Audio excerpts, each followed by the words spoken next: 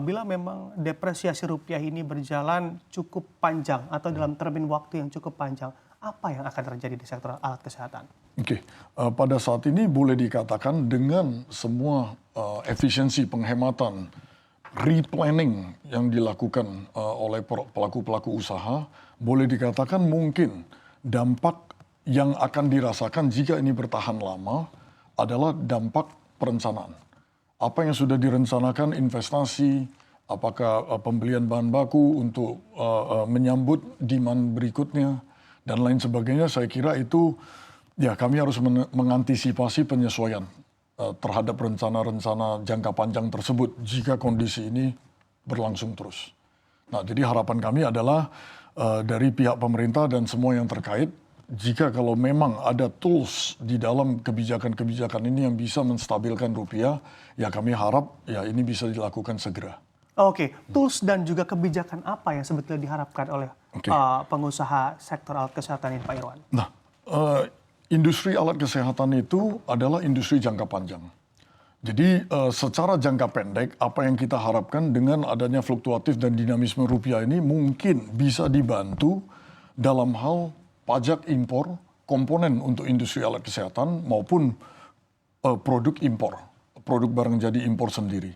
Karena alat kesehatan dengan sifat konsumen kita adalah pasien dan sakit, itu bukan seperti produk impor atau produk konsumen lainnya. Di mana produk konsumen lain bisa ada pilihan menghemat, menunda pembelian, di mana seseorang pasien itu ya tidak bisa menunda perawatan. Nah, sehingga apa yang dibutuhkan sekarang boleh dikatakan dibutuhkan sekarang. Nah, oleh karena itu untuk mengkompensasi kondisi kurs sekarang ini, ya kami berharap pemerintah bisa membantu memberi sedikit ruang untuk pajak impor biaya masuk maupun PPN dan lain sebagainya yang bisa untuk membantu kompensasi situasi ini. Pada saat ini boleh dikatakan nilai kurs rupiah sejak Januari sampai sekarang sudah turun mendekati 10%. Sedangkan harga yang disepakati, komitmen yang disepakati, semua disepakati sebelum Januari tahun ini. Jadi boleh dikatakan mungkin perbedaan antara hari ini dengan titik kesepakatan tahun lalu mungkin sudah 13-14%. Nah, bagi sebagian pelaku usaha itu sudah margin profitnya. Nah, jadi itu sama sekali sudah tidak ada margin profit di sini. Nah, jadi kami harap pemerintah dapat membantu, mungkin dalam jangka pendek membantu hal-hal tersebut. Dalam jangka panjang yang kami harapkan dari pemerintah adalah mendukung produksi dalam negeri. Sehingga dalam hal ini ya kita bisa menyediakan sedikit bumper terhadap kurs. Dan juga membangun industri antara sehingga komponen-komponen ini bisa diminimalisir yang harus diimpor. Nah, dan juga dalam hal ini kita harap jika pemerintah melihat industri alat kesehatan ini sebagai industri yang strategis, tolong dibuatkan infrastruktur hukum, tolong dibuatkan infrastruktur yang dibutuhkan, tempat-tempat pengujian, tempat-tempat prototyping, tempat-tempat industri antara, sehingga kami tidak hanya fokus di industri produk jadi, tapi kita juga tidak tergantung dengan komponen-komponen yang harus diimpor, atau pengujian prototyping yang harus dikirim ke luar negeri, karena itu semua rentan pergerakan kurs. Nah, jadi kalau pemerintah bisa membantu, harapan kami adalah tolong dibangun infrastruktur hukum yang kuat untuk mendorong hulunisasi dari industri alat kesehatan. Tolong dibangun infrastruktur hukum yang kuat melindungi teman-teman yang sudah invest menjawab panggilan pemerintah sejauh ini membangun pabrik-pabrik untuk membantu pada saat situasi seperti ini. Oke, baik. Anda katakan ada dua aspek begitu ya harapannya untuk pemerintah, di mana ada relaksasi pajak bea masuk dan juga impor, dan kiranya hulunisasi dari industri kesehatan atau alat kesehatan ini. Betul. Sebetulnya kalau kita pecah satu persatu, Pak Irwan, pajak masuk dan juga bea impor, apakah juga Gakaslab sudah berkoordinasi dengan pemerintah terkait hal ini, dan kiranya sudah mencapai berapa persen kontribusinya terhadap beban perusahaan di kondisi saat ini dari pajak masuk dan juga bea impor?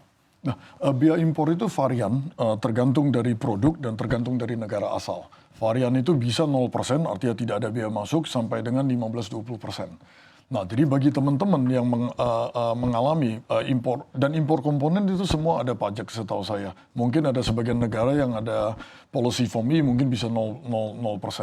Tapi kurang lebih antara 5-15% itu ada. Nah, sehingga seperti tadi kita sampaikan, jika pergerakan kurs dari titik komitmen tahun lalu sampai dengan saat ini, titik perencanaan ya, sampai dengan tahun ini adalah sekitar belasan persen ya, 12-15%. Harapan kami dari bea masuk ini bisa direlaksasi, ya kan, atau PPN bisa ditunda pembayaran dan lain sebagainya, itu mungkin akan membantu. Oke, oke, baik. Lalu bagaimana juga terkait yang mana untuk sektor kesehatan ini nampaknya juga nilai impornya cukup tinggi begitu ya dari obat-obatan dan juga alat kesehatan ya. Kalau kita lihat dari kepentingannya dan urgensinya tentunya sangat urgent untuk pemerintah fokus terhadap sektor kesehatan tanah air. Tapi kalau dilihat juga secara keseriusannya dari pemerintah, fokusnya pemerintah terhadap hulunisasi industri kesehatan ini, Anda memandangnya seperti apa sih Pak Irwan? Oke, nah ini pertanyaan sangat baik. Jadi saya mengambil kesempatan ini pertama untuk berterima kasih banyak, mengucapkan banyak terima kasih mewakili semua teman-teman di industri. Saat ini program TKDN yang dilakukan oleh pemerintah, termasuk dalam hal ini Kemenkes dalam bidang kami, ini berjalan sangat baik. Boleh dikatakan program-program sebelumnya dengan berbagai nama dan ini ya, program kali ini benar-benar mengalami traksi yang baik. Artinya jumlah produsen alat kesehatan dalam negeri pada saat ini yang sudah terdaftar di Kemenkes hampir 800. Dan untuk produk-produk alat kesehatan tertentu, nilai impor yang tadinya 90-an% sekarang tinggal 48%. Jadi ini peningkatan yang luar biasa dalam satu industri dalam waktu sangat pendek, sekitar 2-3 tahun sejak implementasi. Namun dengan ini semua, kami sekali lagi berterima kasih, ini sudah terdorong komitmen pemerintah untuk penyerapan produk dalam negeri sangat-sangat solid. Jadi oleh karena itu teman kami yang tadinya wait and see pun sekarang sudah memutuskan untuk investasi. Nah, namun kami berharap ke depannya, sekali lagi bersama-sama teman-teman di pemegang kebijakan, ayo bagaimana versi 1.0 industri kesehatan ini kita tingkatkan menjadi 2.0. 2.0 itu apa? Hulunisasi. 2.0 itu apa? Menghidupkan teman-teman yang baru masuk. Nah, jadi salah satu yang ingin kami sampaikan juga, dalam program-program pengadaan ini, marilah kita bantu perusahaan-perusahaan dalam negeri yang baru berdiri. Jadi kami juga paham dengan sempitnya ruang gerak anggaran dan lain sebagainya, tentu penghematan dan lain sebagainya itu menjadi prioritas berbagai pihak. Nah, tapi dalam hal penghematan ini kami juga memohon tolong dilihat bagaimana membantu teman-teman kami yang baru mulai ini yang katakanlah belum tercapai efisiensi yang optimal. Nah, jadi bagaimana membangun mereka-mereka ini yang sudah memenuhi panggilan pemerintah untuk investasi.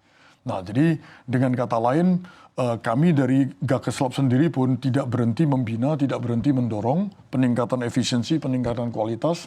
Dan by the way, di mana kita bicara kualitas sejauh ini, boleh dikatakan produk dalam negeri alat kesehatan belum banyak dan tidak banyak kami dengar secara faktual dan objektif.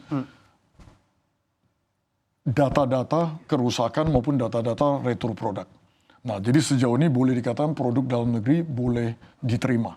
Dan sudah berjalan 2,5 tahun dan masih digunakan sampai sekarang. Jadi kami harap dukungan dari user, dari teman-teman tenaga kesehatan, dukungan dari pihak rumah sakit, Kemenkes untuk pertama, konsistensi dalam hal penyerapan produk dalam negeri ini. Kedua, mendukung kami ke arah hulunisasi. Mendukung kami dalam metode pembelian. Jadi prioritas bukan penghematan semata. Nah, jadi ini beberapa hal yang dalam jangka pendek kami harap bisa dibantu, dan dalam jangka panjang yaitu investasi pemerintah dalam hal prototyping, fasilitas pengujian, dalam hal mendorong terbentuknya industri antara, sehingga kami tidak lagi harus impor komponen dan tidak harus lagi impor bahan baku.